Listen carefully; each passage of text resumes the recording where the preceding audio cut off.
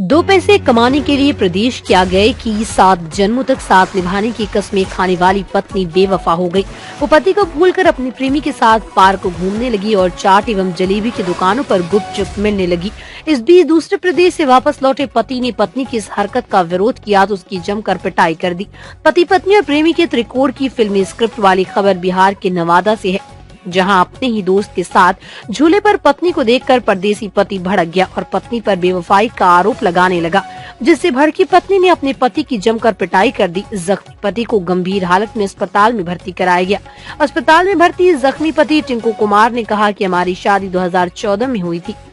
इस बीच वो काम के सिलसिले में महीने भर के लिए दूसरा प्रदेश आते जाते रहता। उनकी उपस्थिति और अनुपस्थिति में उसका दोस्त करण मिस्त्री उनके घर आते जाते रहता था, पर उनकी अनुपस्थिति में उसका दोस्त और पत्नी देवर भाई के बजाय प्रेमी प्रेमिका के रूप में व्यवहार करने लगे और अक्सर घूमने के लिए एक साथ बाहर आने जाने लगी।